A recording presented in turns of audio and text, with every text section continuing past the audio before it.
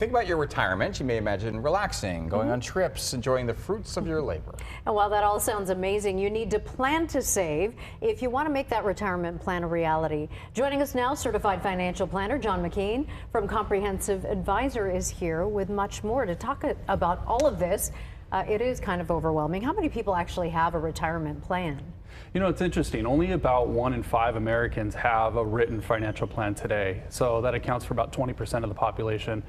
I feel ultimately it's because people are a little bit afraid to deal with what's going on with retirement. So there's a little bit of that ostrich effect that's happening right now. So define that, having a written retirement plan. What does that mean? Does it mean those who don't have a written plan don't have savings, or they're just kind of doing it aimlessly, or what does that mean? No, the Certified Financial Planning Board says that you need to have 5 main plans inside a written retirement plan, and that consists of a written income plan, an investment plan, a tax plan, and then you're going to need to focus in on long-term care and health care because that's a big part of our expenses. And then the last component is going to be a legacy, or what we want to leave to our beneficiaries. You know, if you're feeling a little overwhelmed, like I think a lot of people are, what should people do to try to save for retirement? What can we do now? Well, there's about 5 steps to at least get started, right? The first step that we're going to want to take is we're going to want to make sure that we're looking at our expenses.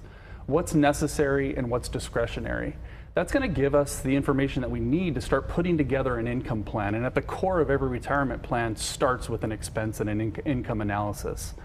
The second part would be making sure that we're factoring in that long-term care and advanced health care. You know, the Department of Health and Human Services says that about 70% of healthy 65-year-olds today are going to need some type of long-term care. So it's important that we're factoring in that cost. Once we understand how things are going to cost, then we can start thinking about maximizing our savings. So looking at the way that we're contributing to our retirement plans and making sure we're at least contributing up to what the match is, but making sure that we're contributing to the right type of plans, like maybe a Roth and that sort of thing. The fourth thing is going to be making sure that we're strategizing around Social Security. There's a lot of proposals and changes around Social Security.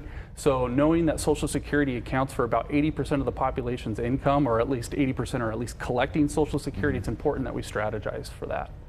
And that last part is going to be making sure that now we can focus in on putting together an investment plan, figuring out how we should be investing. At Comprehensive Advisor, we always talk about the thesis and why we're investing the way that we are. And everything starts with creating the plan first, and then putting together an investment plan around that, making sure that we're actually trying to reach our goals and have a targeted approach to our investments. How do you figure out what your expenses are going to be 20, 30, 40 years down the road, depending on your age? Yeah. Because of inflation, the cost of college, the cost of healthcare, political thing. Like, how do you look in your crystal ball and realistically estimate what things you're going to cost in your life that far down the road? Yeah, well, like I said earlier, first is to determine what's necessary and what's discretionary. We all have hobbies, we all have things that we like to do in life, and so understanding what that cost is going to be now, and then ultimately what inflation is doing to that cost, how it's increasing.